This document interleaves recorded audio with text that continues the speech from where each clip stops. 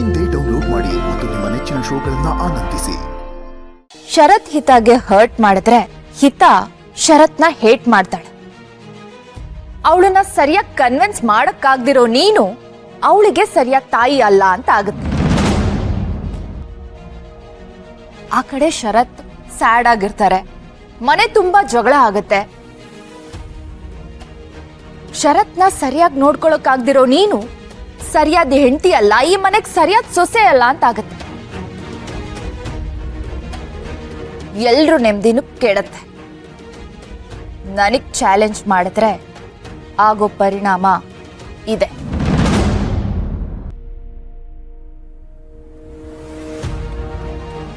ಅಂದ್ರೆ ಇದೆಲ್ಲ ನೀನು ಸವಾಲ್ ಗೆಲ್ಲಕ್ಕೋಸ್ಕರ ಮಾಡಿದ್ದ? ಬಾಸ್ ಮತ್ತೆ ಪುಟ್ ಮೇಡಮ್ ಮಧ್ಯೆ ಬಿರುಕು ತಂದಿದ್ದು ಸವಾಲ್ಗೋಸ್ಕರನಾ? ಅಫ್ಕೋರ್ಸ್, ಮತ್ತಿನ್ಯಾಕ್ ಮಾಡ್ಲಿ? ನಿನ್ನನ್ನ ಕಂಪ್ಲೀಟ್ ಆಗಿ ಮನೆಯಿಂದ ಆಚೆ ಹಾಕೋವರೆಗೂ ನನ್ನ ಚಾಲೆಂಜ್ ಕಂಪ್ಲೀಟ್ ಆಗಲ್ಲ. ನೋಡ್ತಾ ಇರು ಇನ್ನು ಏನೇನೆಲ್ಲ ಮಾಡ್ತೀನಿ ಅಂತ. ಇಂಥ ಮನಸ್ಥಿತಿ ಇಟ್ಕೊಂಡು ನಿಂಗೆ ಅದ್ ಏನ್ ಖುಷಿ ಸಿಗುತ್ತೋ ನನಗಂತೂ ಗೊತ್ತಿಲ್ಲ. ಆದ್ರೆ ಒಂದಂತೂ ಸರಿಯಾಗಿ ನೆನ್ಪಿಟ್ಕೊ, ನಾವ್ ಯಾರನ್ನಾದ್ರೂ ಗೆಲ್ಬೇಕು ಅಂತ ಅನ್ಕೊಂಡ್ರೆ ಅದು ಪ್ರೀತಿಯಿಂದ ಮಾತ್ರ ಸಾಧ್ಯ. ಈ ದ್ವೇಷ ಮಾಡಿ ಇಬ್ರು ಮಧ್ಯೆ ತಂದಿಟ್ಟು ಗೆಲ್ತೀನಿ ಅಂತ ಅನ್ಕೊಳ್ಳೋದು ನಿನ್ ಭ್ರಮೆ ಅಷ್ಟೇ. ಏ, ನನ್ಗೆ ಅಡ್ವೈಸ್ ಮಾಡೋದಕ್ ಬರ್ಬೇಡ. ಇದು ಜಸ್ಟ್ ಟ್ರೇಲರ್.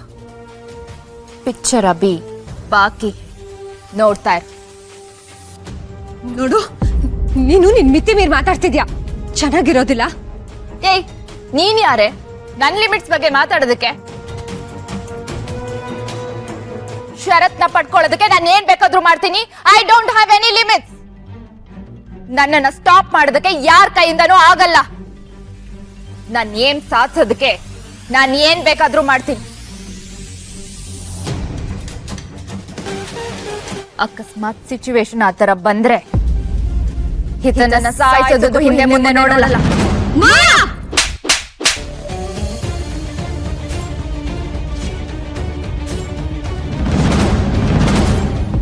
ನನ್ಗೆ ಹೊಡಿತೀಯ? How dare you!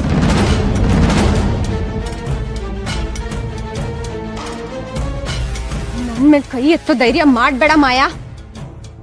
ಈಗಾಗ್ಲೇ ನೀನ್ ತಪ್ಪು ಮಾಡಿದ್ಯಾ, ಅದಕ್ಕೆ ಶಿಕ್ಷೆ ಪಡ್ಕೊಂಡೆ. ಈಗ ಮತ್ತೆ ನನಗ್ ಹೊಡೆದು ಇನ್ನೊಂದ್ ತಪ್ಪು ಮಾಡ್ಬೇಡ. ಅಲ್ಲ, ನಿನಗ್ ಸ್ವಲ್ಪ ಆದ್ರೂ ಕೃತಜ್ಞತೆ ಅನ್ನೋದೇ ಇಲ್ವಾ? ಬಾಸ್ಗೆ ನಿನ್ ಮೇಲೆ ಎಷ್ಟೊಂದು ಗೌರವ ಇದೆ.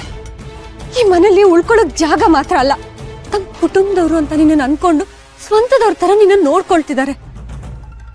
ಇಷ್ಟು ಒಳ್ಳೆ ಜನರ ಮೇಲೆ ನಿನ್ಗಿದೇನ ಮರ್ಯಾದೆ ಇರೋದು? ಇದಕ್ಕೆ ಅಡ್ವೈಸ್ ಮಾಡೋದಕ್ಕೆ ಬರ್ಬೇಡ.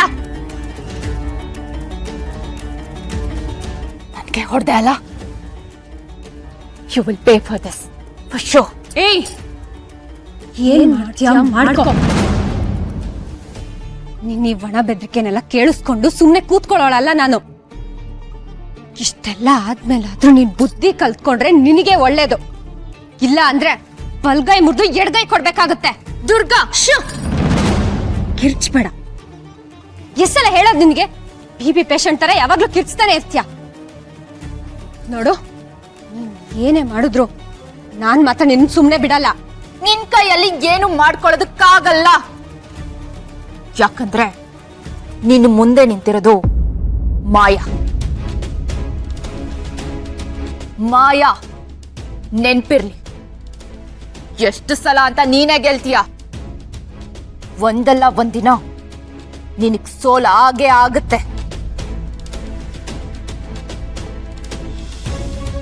ಸರಿ, ನಾನ್ ಸೋತೆ ಅಂತಾನೆ ಇಟ್ಕೊಳ್ಳೋಣ. ನಾನ್ ಸೋತ್ರು ನಿನ್ ವಿರುದ್ಧ ನಿಂತು ಗೆಲ್ಲೋದಿಕ್ಕೆ ಇನ್ನೊಬ್ರಿದ್ದಾರೆ ಅಂತ ಮರ್ತ್ಯ ಮಾಯಾ?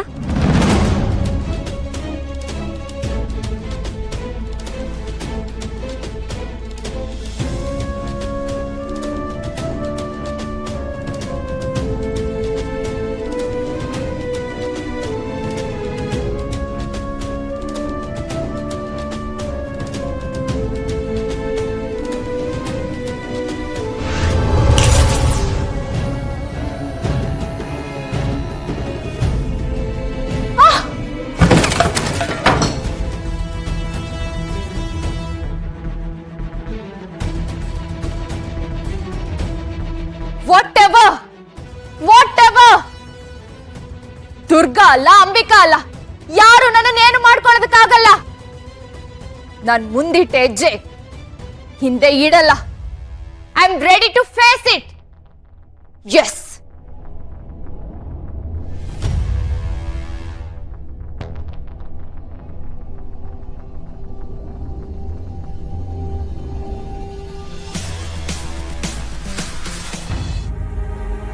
ಪ್ರತಿ ಸಲನೂ ನನ್ನ ದಾರಿಗೆ ಇವಳೆ ಅಡ್ಡ ಬರ್ತಿದ್ದಾಳಲ್ಲ. ಆ ದುರ್ಗ ಒಂದು ಸಲ ನನ್ನ ಹತ್ರ ಸರಿಯಾಗಿ ಸಿಕ್ಕಾಕೊಂಡ್ರೆ ಸಾಕು, ದಾರಿಗೆ ತರ್ತೀನಿ. ಮೇಡಮ್, ಕತ್ತು ಕಡಿಬೇಕು ಅಂದ್ಕೊಳ್ಳೋ ಹೊತ್ತಿಗೆ ಕುರಿನೇ ಕಟ್ಕೊಂಡು ಹುಡ್ಕೊಂಡು ಬಂತು. ಬಾಮ್ಮ ದುರ್ಗ, ಯಾಕಮ್ಮ ಒಂಥರ ಇದೆಯಾ? ಮೇಡಮ್, ನಿಮ್ಮ ಹತ್ರ ಏನೋ ಮಾತಾಡಬೇಕಿತ್ತು. ಹೇಳಮ್ಮ. ಅದು ಮೇಡಮ್, ಈ ವಿಷಯನ ನಾನು ಬಾಸ್ ಹತ್ರ ಮಾತಾಡಬೇಕು ಅಂದ್ಕೊಂಡೆ. ಆದರೆ ಈಗಾಗಲೇ ಅವ್ರು ತುಂಬ ನೊಂದ್ಕೊಂಡಿದ್ದಾರೆ. ಈ ವಿಷಯನ ಅವ್ರಿಗೆ ಹೇಳಿದ್ರೆ ಅವ್ರು ತುಂಬ ಬೇಜಾರು ಮಾಡ್ಕೋತಾರೆ. ಅದಕ್ಕೆ ನಿಮ್ಮ ಹತ್ರ ಹೇಳಿದ್ರೆ ಏನಾದರೂ ಪರಿಹಾರ ಸಿಗುತ್ತೆ ಅಂತ ಬಂದೆ ಮೇಡಮ್. ನೀನು ಇಷ್ಟು ಕಳ್ಕಳಿಯಿಂದ ಹೇಳ್ತಿದ್ಯಾ ಅಂದಮೇಲೆ ಅದು ಎಂಥದೇ ಸಮಸ್ಯೆ ಆಗಿದ್ರು ನಾನು ಅದಕ್ಕೆ ಪರಿಹಾರ ಹುಡುಕ್ತೀನಿ. ಅದೇನು ವಿಷಯ ಅಂತ ಹೇಳಮ್ಮ.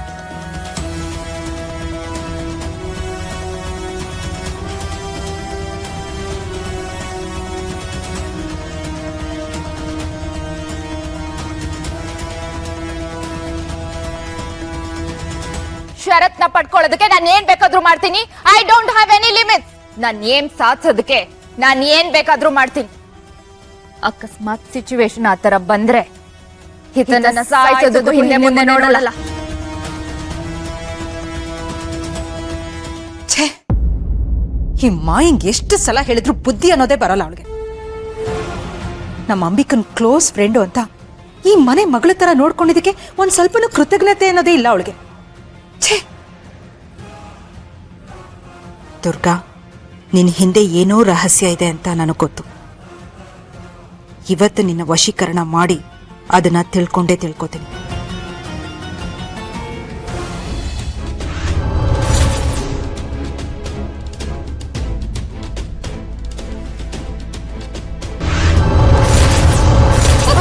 ಮೇಡಮ್, ಮೇಡಮ್ ಏನಾಯ್ತು? ಏನಿಲ್ಲ ದುರ್ಗಾ, ಯಾಕೋ ಇದ್ದಕ್ಕಿದ್ದಾಗೆ ತಲೆ ಸುತ್ತದಾಗಾಯ್ತು ಅಷ್ಟೇ. It's okay. ಅಯ್ಯೋ ಮೇಡಮ್, ಬನ್ನಿ ಕೂತ್ಕೊಳ್ಳಿ. ಪರವಾಗಿಲ್ಲ ದುರ್ಗಾ, ಬನ್ನಿ ಮೇಡಮ್. ಇಟ್ಸ್ ಓಕೆ ಮಾ. ಒಂದೊಂದ್ಸಲ ಹೀಗೆ ತಲೆ ಸುತ್ತ ಅಷ್ಟೇ, but now I am all right. ನನ್ನ ಶಕ್ತಿ ದುರ್ಗನ್ ಮೇಲೆ ಯಾಕೆ ಕೆಲಸ ಮಾಡ್ತಿಲ್ಲ?